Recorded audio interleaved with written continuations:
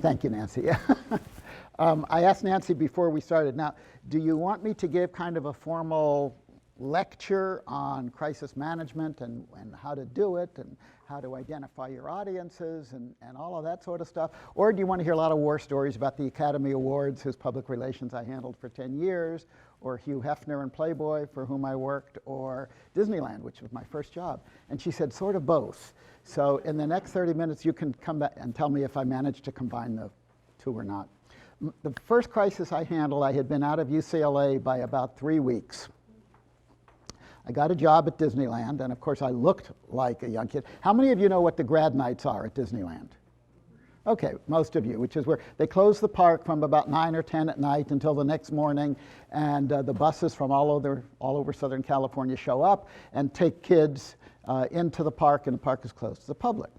This was one of the grad nights, and they had me working that grad night just sort of as the marketing and PR department's only executive there at the time. And as I said, I'm probably 23 years old.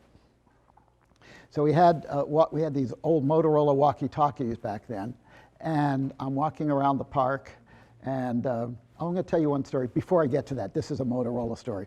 I was walking around the park one day, and there's a men's room right at the entrance to Adventureland. So I went into the men's room, and I've got this walkie-talkie on, and I'm standing at the urinal, and some of the park guests are around me.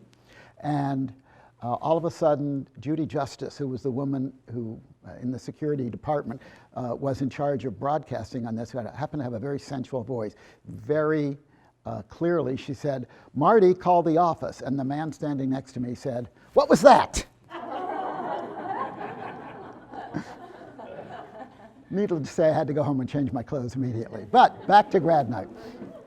So I get a call on my walkie-talkie, "Marty, come to the security office immediately." So I went to the security office, and what had happened was a young man, he wasn't one of the high school grads, but his girlfriend had climbed over the outer fence to be with his girlfriend in the park, and then started to climb over the monorail track. And as you would imagine, the monorail came and ran over him, killing him instantly. And because it's breakfast time, I won't go into any details about what was left, but literally it could be put into a basket. And so they called me to the office, and they say, "How do we handle this from the press standpoint? What do we do?" These are security people in the office. And I'm thinking to myself, I'm 23 years old, and I've got to deal with a dead body. So do I call a hospital or not? There's no need to call a hospital. There's obviously no one alive here. Who calls the coroner? Is that my job? Is that not my job? Do we call the media? Do we not call the media? Do we wait for them to find out about this through the police department? So I had to make all these decisions. So my first experience with crisis taught me one of the most important lessons, which is stay calm and in your mind at least, if not in writing, do a situation analysis. What's the situation right now? And I always do that whenever I'm faced with a crisis, because what you will find is people all around you tend to panic, or if they don't, they look for someone else to be in charge because they don't want the responsibility of being in charge. So the first thing I do in a crisis is I do a situation analysis. Often it's just 3 bullet points, but just so I've got it down, and I share it with other people on the crisis team, which I'll tell you about in a minute. One of the things that I learned in doing a lot of research on this book, and as Nancy said, I've been teaching crisis at UCLA for a long time, was this statistic, which is that your chances of coming out of a crisis are 70% better if you have and have simulated a crisis plan. How many of you here have ever written a crisis plan? Great, excellent. All right, well, I'll sit down and you all come up here and tell them how to do that. There are 4 types of crisis. The first is man-made, which is murder, any crimes of violence, things of that nature. The second is natural, earthquake, tsunamis, and we seem to have more and more of these as the climate keeps changing. For whatever the causes may be, the climate is clearly changing, and we have more and more of these crises, and people are more and more overwhelmed with these crises. The third is a combination, which is, the best example of that is what happened in Japan. First, there was an earthquake, then the tsunami, 2 natural crises, but then what happened when it came on land, in addition to destroying all the villages near the shore, as you all know, the Fukushima nuclear power plant was put out of commission, and then they discovered that there were leaks in the power plant's core which predated the tsunami. So they have now, like Chernobyl years ago in Russia, they have now evacuated all of the people for miles around that nuclear power plant. And that's human error. So that's a combination. And the last one, and it's one many of us have fallen victim to, is technological. Whether it's just a simple hack of your computer, or as happened with Sony, which is a wonderful story. They've never exactly proven who that was, but the suspicion is that North Koreans were unhappy about this third-rate film that was coming out, and so they hacked into Sony's computer system. I would think that the despot in North Korea has more important things to do than to worry about this kind of a third-rate film, but maybe I'm wrong. One of the things I always do, and I'm going to talk more about preparing for a crisis for the reason I gave you, that's the foundation of it. One of the things I used to do with clients is talk about the what-if game. One of my clients was Burlington Air Express, which is a large air freight company. And I traveled around the country with the president, visiting all of their stations, which of course are at airports actually around the world. And wherever we were together, we would play the what-if game. I would say to him, what if one of your senior vice presidents was accused of rape? And he would have 30 seconds to tell me exactly what he would do. Then he would say to me, what if one of our, they had their own airplanes, what if one of our airplanes crashed? And I had 30 seconds to sort of reel off what we would do in advance. It's a great game to play. It doesn't take a lot of thinking, it doesn't take a lot of practice, but it forces you to think quickly. One of my heroes is Coach John Wooden from UCLA. I was at UCLA in his last couple of years there. And as you probably know, he was the most successful college basketball coach of all time. He used to say the following to his players: hurry up, but don't rush. That's really a very intelligent commentary. Hurry up, do things quickly, but don't go so quickly that you get ahead of yourself, that you can't think through. And that's a good lesson to learn in crisis management. There's 6 steps that I use in crisis management. The first one is reputation management. What's your reputation? That's ongoing. I have a chart in the book that shows the whole cycle of crisis management, and it's in a circle, and it rests on a platform of reputation management. If you have a good reputation going into a crisis, the media, the public, your customers, your employees, if they have, a positive image of you, you will be much more successful in handling that crisis. And obviously, the converse is true as well. One of the best examples is going on right now, which is the Department of Water and Power's problems in Porter Ranch.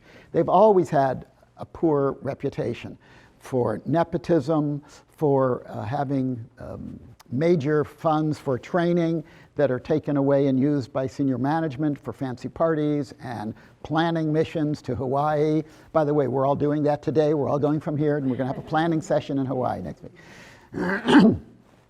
So they go into what is a real crisis for them. And Tony Tartaglia, who's the head of communications and marketing for the Southern California Gas Company, is a good friend. He's going through hell right now. PR people, communications people, marketing people don't create the reputation. The company's senior management creates the reputation. Our job is to enhance and communicate it. So that's the first step, reputation management. What's your reputation out there? The second step is, issues identification. What are the issues that are likely to confront your organization? In the book, I've got a 10-question self-quiz on how to determine what the issues are that might impact your organization. One of the things I do, for example, one of my clients is an airport. I keep a file in my desk of all of the issues that confront airports. Oh, bless you. This is why we share a passion. See, she takes good care of me. Thank you. I keep a file on my desk of articles that I find in the newspaper or magazines or even online and then print it out of other issues that have confronted other airports around the world. And as I'm doing that, I'm consciously thinking, what if this should happen to the Bob Hope Airport? Going to conferences, using the airport as an example, I go to conferences related to airports. I learn what has happened to other airports. So identifying issues that have happened to others that could happen to you, that could confront you, is a very important part of all of this. The third is to conduct an audit. An audit is sort of a snapshot in time, and it is hoped that you uncover weaknesses and problems to be addressed and fixed even before you write a plan. I'll give you an example of one. There's a camp in the west side of Los Angeles, and this camp had a pool. And one day, a little 5-year-old boy unlatched the latch, walked into the pool area, either fell or jumped into the pool and drowned. 5-year-old little boy. The camp owners didn't immediately realize that they had an absolute responsibility to tell the parents as quickly as possible. How many of you are parents? Nothing is more important to you than the lives of your children. What happened was, all the kids went home because the camp didn't do anything right away. The kids went home and said, "Mommy, a fox died at camp today." So Mommy thinks, oh, a fox wandered out of the hills of Brentwood and drowned in the pool. The kids in that camp are all in different groups. There's a bear group and there's a beaver group, and the little boy who drowned was in the very good, was in the fox group. So parents aren't even hearing that a little child died in the pool, which of course immediately makes them think, what about my kid? All they hear is that a fox drowned. 2.5 days later, the camp called me and said, "Gee, we think we need your help with this crisis." You know, too late, folks. But I brought in a grief counselor, had all of the parents notified by messenger that day, although it made everyone look stupid. Dealt with the staff, did everything that should be done. Had they conducted an audit, in this case a safety audit, they would have realized that the latch on the pool, you know, one of these, here's the post and you just lift this latch up, that this latch unlocked was a safety hazard. Because all the little boy did was lift the latch up, push the gate open and walked in the pool and sadly drowned. So conducting an audit is terribly important. And only after you do that do you go into creating a plan. Writing a plan is very different for each organization. And there are things that should be in a plan, and I won't go into an outline right now, but there's things that should be in a plan, but every plan has to be tailored to an organization. I've written 4 plans for 4 different schools, for example, and each one of them is different because there are different issues to address, different problems to be addressed, different opportunities and different media to deal with. So they're all individual. Little things. There's a school in the North Valley called Sierra Canyon, which is a very highly regarded private school. There was a fire on campus. And again, I'm deliberately using an example with children. There was a fire on campus, so the school was evacuated to a nearby hospital as part of the crisis plan. What happens to parents? They begin showing up. They want to make sure their children are safe. There was no notice at the school, here's where the kids are. So we learned from that lesson. What did we do? We just took a big board about the size of this table and wrote on it, "Children are safe, all evacuated to West Hills Hospital." And whenever there was any sort of crisis, and there was one following that, where children had to be evacuated, we put that board out in front of a school. Not very sophisticated, doesn't involve a big social media involvement, very simple, handwritten letter on a board, but it does the job. Simple things often do the job. An Academy Award story. How many of you remember the woman Sasheen Littlefeather who appeared at the Academy Awards? Okay, a very few of you. That's good. Marlon Brando was nominated for The Godfather. Everybody knew Marlon Brando would win for The Godfather. So Howard Koch, the producer of the Academy Awards, it was at the Music Center then, and I are there on a Sunday afternoon for rehearsals, along with Marty Pacetta, who was the director. All of a sudden, I get a call again on my walkie-talkie. Come to the security desk. I came to the security desk, and there was a woman, diminutive little woman, very diffident, introduced herself to me and to Marty Pacetta and Howard Koch as the representative of Marlon Brando. And my name is Sacheen Littlefeather, and I'm going to be representing Marlon Brando at the Academy Awards. If he wins, I'll be giving his acceptance speech. Fine, because in those years, that was allowed. What changed that rule, so now they just say the Academy accepts on behalf of blah, blah, blah. And this story is what led to the change of that rule. So she says, this is the speech I'll be giving if Mr. Brando wins. And she handed us 4-page, single-space, typewritten speech. Now, as we all know, that show is too long to begin with.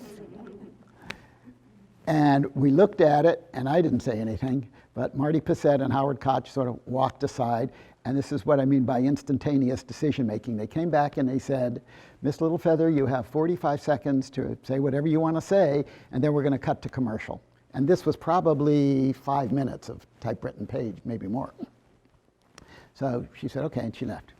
Comes the night of the Academy Awards. Now, next to the Super Bowl, the Academy Awards is the most watched program in this country, and it is still the most watched program internationally.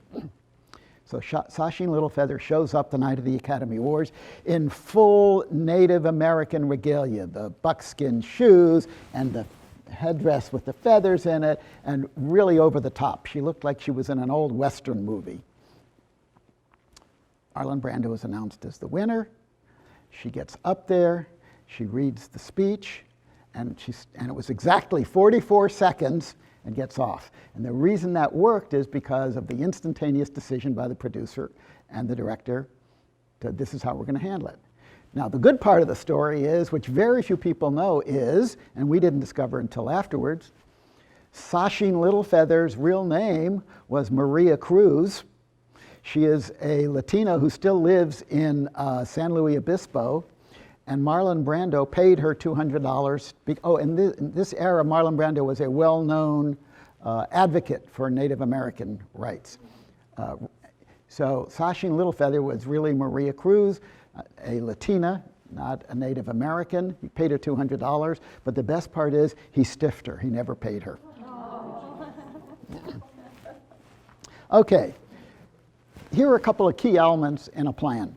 One is to answer this question, and it's very simple, and I've used it in every crisis I've been involved in. And I made a list once, and I've been involved in about 35. Who does what by when? Who does what by when? You need to have people have individual responsibilities. Not saying the PR department is in charge of dealing with the media. There's a matrix I use in the book, which lists all of the target audiences or constituencies, whatever you want to call them, down one side, and across the top, who is in charge of addressing, dealing with, communicating with that audience. And obviously, where there's a nexus, you put a check, and that means we've covered that particular target audience. The other thing is, as part of my preparation, I always put together a crisis team. 2 elements to a crisis team, and here's how they work. Crisis team should encompass all of those people within the organization who might have a responsibility during the crisis. So it's got to be the CEO, the chief financial officer, the chief communications officer. If it's a plant, for example, the operations director. If it's a unionized organization, you might want the union representative because you need their input too. And then there's the external half. If it's a financial related problem, you might want to bring in a forensic accountant. You might want to bring in an outside attorney who's an expert in a particular area. They work together in a crisis room, a command center, which every organization should have, where everything you need for addressing a crisis is kept for activation in a crisis. Now, it could be a room that's used for other things. We could use this room and we could have satellite telephones and computers and other equipment and the ability to contact whoever we need to contact in this room, and all of the members of the crisis team know to come to that room when there's a crisis. The other thing I suggest is have an offsite in addition to an onsite. So if this building is crumbled in an earthquake, for example, we would have an alternate crisis management team room where everyone would gather. And what I do with clients is I try to find someplace that's A, close, but not too close, and B, in a similar arena. For example, 2 hospitals that are 10, 15 miles apart. And each of them has their own crisis room, and they also have the equipment in that room for the other organization to use them. And then the rest of the plan is an outline of what are the potential crises we might have, result of the what-if game, who's going to be in charge of doing what, how we contact people, who we contact people. iPhones and other technology of today makes that much easier. And in fact, today's technology has brought about the biggest change in how you manage a crisis than has anything else in the last 50 years. For good and for evil. Here's an example. There were terrible wildfires in Oregon a few years ago. All of the people in that area called the fire department to tell the fire department there's a hot spot here or a hot spot there. So the fire department was more efficient in deploying its resources thanks to people calling in and saying the fire has flared up again here, or this area has remained safe, or whatever. And there were 2 people at the Oregon State Department of Forestry, I think it's called, who were sitting there just getting this information from the general public and the residents throughout that area. So there are lots of uses for social technology, and social media is also a great way on an outbound situation. After the fire I told you about at Sierra Canyon, they contacted a company in, I think it was in Colorado, and it's basically a call center. But what the school does is they give to the call center all of the home addresses and cell phones of all of the parents in the school. Not to be utilized, not to be given out, but if there's ever a crisis, all that the Sierra Canyon head of school has to do is pick up the phone or send a text message to the call center, and they automatically push a button and a text message goes out to everyone, and then they make phone calls or send faxes to those parents of the kids who don't have that technology. It's important during a crisis to do certain things. One is to document what's going on. I often have someone who will go with me who just documents what's going on. There are a couple of reasons for that. One is so that when you do your post-crisis analysis, as you should, you'll know exactly what happened in real time. A second one is for legal reasons. If you are, and almost sadly, almost every crisis in today's world results in some sort of lawsuit. If you are called on to testify, if you say, I wrote down what happened the next day, and someone else said, I wrote down what happened as it was happening contemporaneously, a judge and a jury will always give more credence to the contemporaneous recording, even if it's scribbled handwriting, than a neatly typed out 3-page thing that was written 24 or 72 hours later. It's a very simple thing to do, but always have that done in a crisis. As it's going on, who did what? How did it happen? And then you go back and obviously refine it and make it better. But to have that diary, as it were, of a crisis while you're in it is terribly important. Let me spend a couple of minutes talking about dealing with the media. How many of you deal with the media in your professional careers? Okay, good. Before a crisis, have all of the material put together and duplicated that you might want to give to the media in a crisis.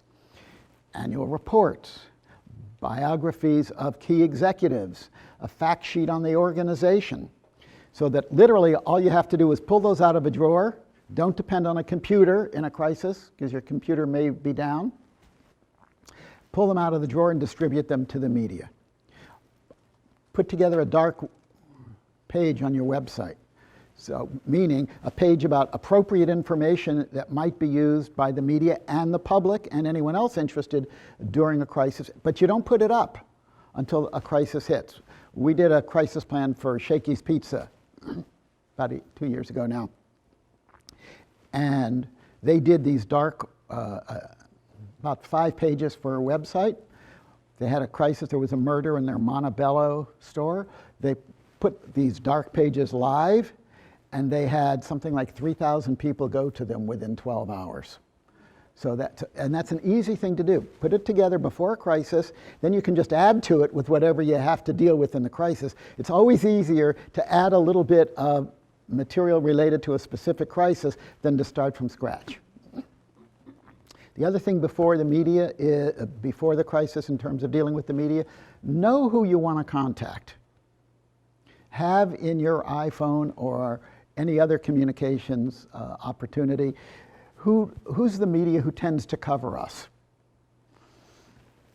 during the crisis.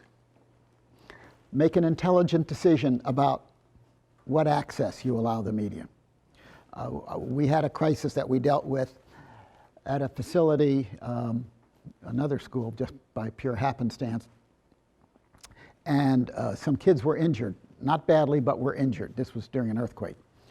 And all of the media gathered outside, and I made the decision, this was a private school, I made the decision to let reporters in, but not to let still and television cameras in.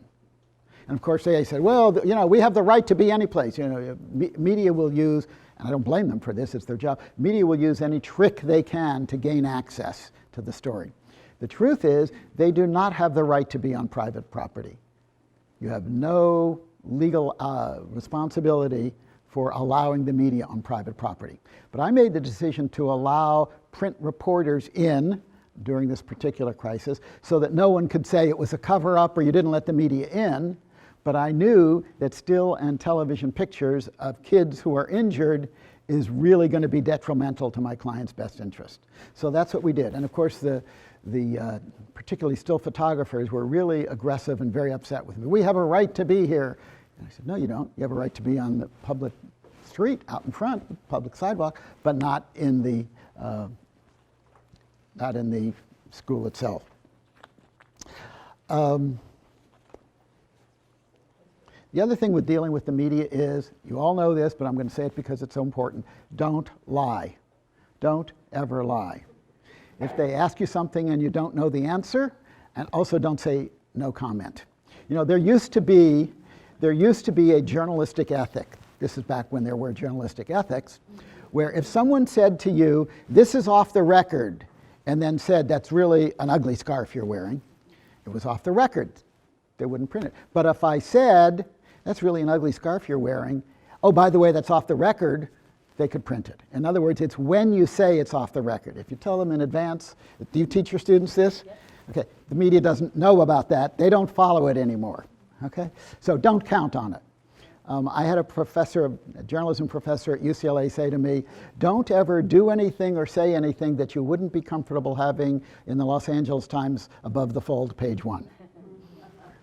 And that's my philosophy of dealing with the media. Tell them, if you can, I'll get back to them. Tell them that that's proprietary corporate information. Tell them anything, but don't use the words, this is off the record. God bless you. The other thing is, if you say you're going to get back to them. Even if you don't have the information, at least you've established yourself as someone who knows how to work with them. And keep a record of everyone in the media who's covering the event, because then you can get back to them and you can solidify your relationship with them by getting back to them and saying, do you need any more information? Oh, I gave you the name of this person who was involved, but I spelled the name wrong, whatever it is.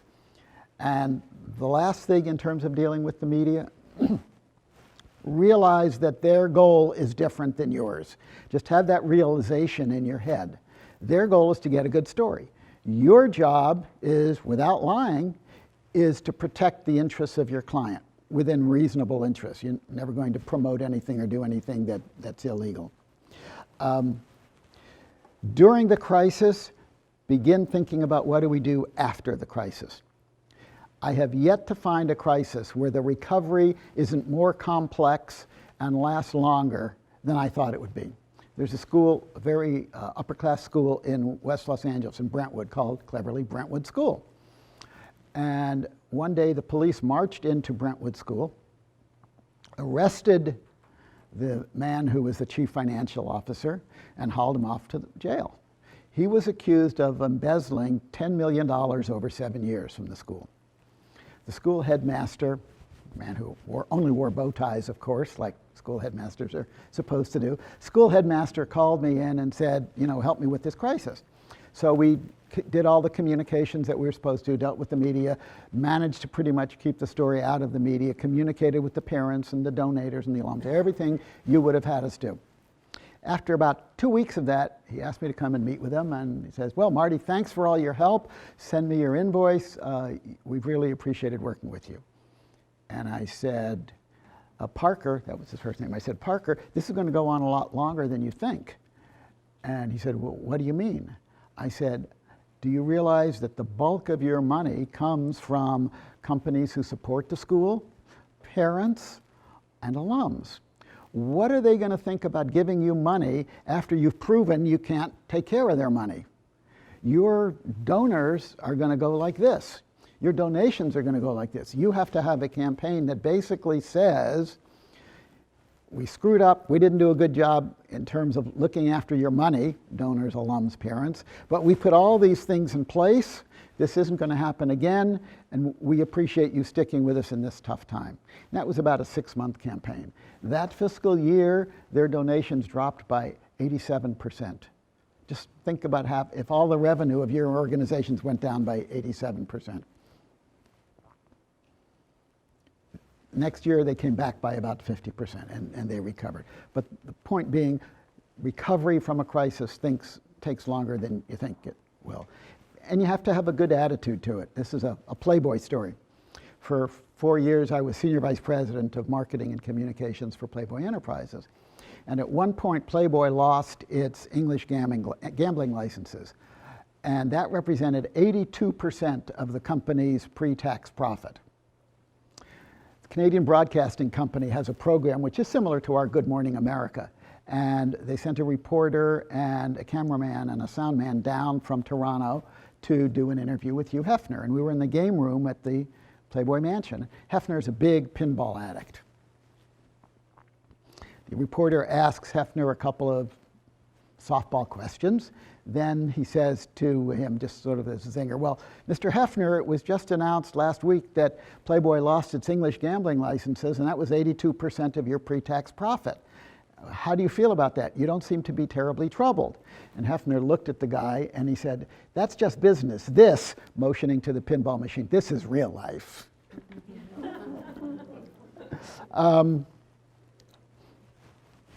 Let's see if I have another good story to end with for you. The streaker. Somebody asked me to tell the story of the streaker. Any of you know about the streaker at the Academy Awards? Okay. Boy, I can tell the demographics in this group. For 10 years, I was in charge of public relations for the Academy of Motion Picture Arts and Sciences, as I mentioned to you. And in this era, streaking was very popular. People would take off all their clothes and run across a football field, or on a live television program would run across the stage with no clothes on. And at the Academy Awards one year, David Niven, this very erudite, sophisticated English actor, is at the podium. And he's reading off who won an award or who was nominated for what award. And at that moment, a man streaks across the stage, nothing on. David Niven looks at him, turns back to the audience and said, isn't it a shame that that man can only gain attention by taking off his clothes, demonstrating his shortcomings, and running across the stage? Everyone applauded. Isn't he witty? Isn't he clever? Look at that ability to come up with a quick retort, so immediate. The truth is, before every Academy Awards, we played the what if game. And knowing that streaking was popular, we had a little 3x5 card on the podium, not visible to the audience, that says, here's what you say if there's a streaker. Nobody knows that. I mean, probably a couple of hundred people know it now, but nobody knew that. We were just lucky, thank you. We were just lucky that someone as able to do this as David Niven was at the podium when it happened. The man's name was Robert Opel. He was murdered in a gay bar in Philadelphia 3 years after he did that. But that's sort of typical. My book, I forgot that. I wrote this book because I have a great gig with the International Council of Shopping Centers, which is all over the world, and they are the Association of Big Shopping Centers.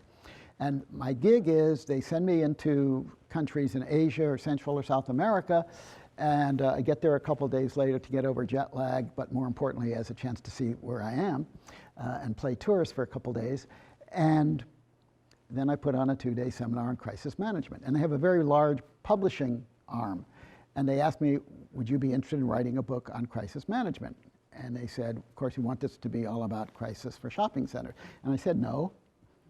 What do you mean, no? I said, well, I'm not interested in just writing a book that would be of interest to people in the shopping center or the retail industry. I'd be interested in doing a book generally on crisis management that could be used as a textbook and so forth.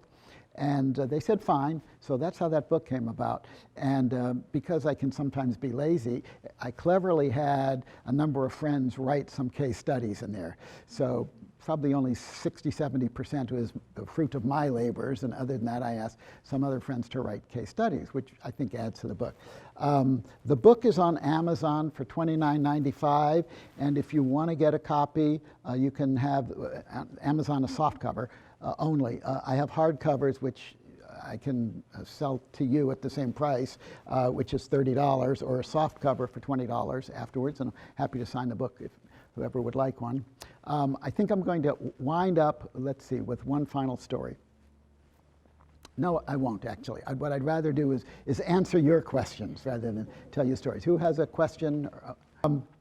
I have to explain what the Academy is to you. First of all, it's an association of filmmakers who have been in the business for many years and have significant credits. The Academy is divided into a series of branches. There's the actors branch, the directors branch, the cinematographers branch. Each branch sets its own requirements to be a member of the Academy. And those requirements might be something like have been, for the cinematographer's branch, have been the director of photography on at least 4 motion pictures that have played in exhibition. Each branch will have its own. The Academy as an institution doesn't make those rules, although they vet them, of course. So that's how you become a member. So it is logical that people who have been in the industry for a long time would be members of the Academy. It is a meritocracy. It's not designed to be representative of the film industry, number one. Number two, the decisions about what films are made and people of what ethnicity or race are in those films is not at all within the Academy's purview. It's within the purview of the studios and the independent production companies. Number three, Academy Award nominations are subjective. When I'm looking at, and I'm a member, they made me a member after I stopped representing them. When I look at the ballot, I don't ask myself, is this a white person, a black person, a Latino person? I ask this in the acting categories. I say, was this a good performance or was it not a good performance? Was the set design exemplary or was it not? To my knowledge, I won't say all, but most of the Academy members are like that. So, and the other thing, I just discovered this. I just heard this from the Academy. In the last, I think it was 10 years, 15%, just in the acting category, because that's what the big brouhaha is about, 15% of all of the nominations for Best Actor, Actress, and Best Supporting Actor, Actress have been from African American communities. And 22% of the other categories have been, I'm sorry, I've got those numbers reversed, 22 and 15, have been from other categories. Well, the African American population of our country is just 14%. So, see, these kinds of statistics you can play with all day. Do I think that there is a legitimate complaint that there are not enough people of color in the industry? Yes. Do I think it's the Academy's fault? Not one iota. You sent out the statistics and let people give people time? Yeah, the Academy has done that. Oh, they did. Okay. The Academy's not handling this very well, by the way, at all. Okay? Don't tell them I told you that. They'll revoke my membership. They're not handling it well at all. How would I handle it? I would get some of this information out. I mean, I just gave you one piece of, I guarantee you no one in this room has heard this statistic. If I were representing the Academy, I wouldn't sort of take this lying down as they're doing. I would say, you know, we acknowledge that there are issues in this industry, but we only make decisions based on what our members like and don't like. We're not here to represent the industry. So my brief answer is I'd be much more aggressive in a positive way, while at the same time acknowledging that the industry itself needs to address these issues. Chipotle, you all know that issue? Okay. And you have tainted things all the time. Before Whole Foods bought it, there used to be a natural health food chain called Mrs. Gooch's, owned by a lady named Sandy Gooch, who was our client. And they had a problem with Alar and apples. Well, what happens in the media and in society, the bigger pedestal you put yourself on, the more people enjoy knocking down that pedestal. Okay? If Vons and Whole Foods were identical in terms of who they appealed to, what they said about themselves, their positioning in the marketplace, it would be different. But if Whole Foods sets itself up as more healthful, more natural, all of these things, and they and Vons go through the same problem, Whole Foods is going to get the bigger rap, obviously. That's what's happened with Chipotle. It's been made a bigger issue. It is an issue. It's been made a bigger issue because they've set themselves up as a more natural, healthful alternative to Mexican food. They're doing it, I don't know if they've actually done it or not, but they said they're closing down all of their restaurants for a day to train all their people. Well, on the surface that sounds good, but what you say to yourself is, why didn't you do that before now? Okay? Too many organizations think that if they address the problem of the horses being stolen after the horses are stolen, it's a little bit late. First of all, you have to be realistic in your communications messages. If you say, we are the most environmentally conscious chain of stores in the world, the media is going to love to find a more environmentally conscious chain in India. Terrible country to pick as an example, I know. But but the point being, you've got to be realistic in your claims and in your messaging, number one. And number two, absolutes are always a mistake. Saying I'm the most this, I'm the biggest that, I'm the safest this, almost says, come and find me wrong. It almost screams, come and find me wrong. So I think that's a mistake that a lot of environmental organizations make, which is they set themselves up as the best, as the biggest, as the most this is the most, I just saw on the sign of a truck, the most environmentally conscious plumber in Los Angeles. We could talk about that alone for 15 minutes. So the brief answer is, one, you have to be realistic in your claims. Two, you have to have a crisis plan that addresses the fact that that which you base your reputation on, environmentalism, can come into question or you can fall down. I feel so sorry for the president. Forget who the president is. I feel so sorry for the president because every time something happens wrong in the world, the buck stops here. Yeah. I'm on the board of the Harry-Truman Library outside of Kansas City in Independence, Missouri. And when you go there, of course, like all of these places, they have a gift shop. And I bought a replica of the sign that was on Harry Truman's desk when he was president. It says, the buck stops here. When you have a problem, the buck always stops there. And one of the things you have to do is know where the buck stops. I've got one story I want to tell you, and then I know you're running out of time. Exxon Valdez ran aground in Alaska. Up until the more recent problem in the Bay of Mexico with New Orleans and Katrina, that was the biggest environmental disaster in our country. Millions of gallons of oil were spewed on the beaches of Alaska. And of course, what do you see on television? The poor bird coated in oil. The adorable little sea lion pup, dying. This is a true story. There's a meeting at the headquarters of Exxon. This is before Exxon and Mobil merged. Meeting in the corporate office in New York City of Exxon. The CEO calls in his chief legal counsel and he calls in his chief communications counsel. What do? PR guy says, get on a plane, take the corporate plane, get out there, stand on that beach, and say, we don't know what caused this ship to go aground and spew all this oil out there, but we're going to fix it. Whatever it takes, however long it takes, we're going to fix it. This is more than 20 years ago, by the way, now. We're going to fix it. The CEO then looks at his lawyer and says, you agree? And the lawyer says, are you kidding me? You'll fly out there, you'll stand on the beach, and no matter what you say, it's going to come across that we're guilty. We're at fault here. It's going to cost us 10 times what it would cost us otherwise. The president of Exxon took the advice of the lawyer, of course, doesn't get out there. 4 days later, a vice president goes out there. And by then, of course, the jury had tried, hung, and quartered the company.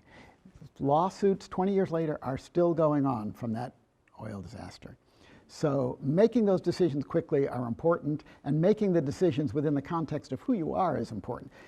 If you're in the natural gas business, if you're in the oil business, you know there's going to be a disaster at some point. You just know it. You just know it. Anything else? Okay. Thank you all. Thank you very much. Thank you. Appreciate Sweet of you. being with Thank you. us today. Thank you.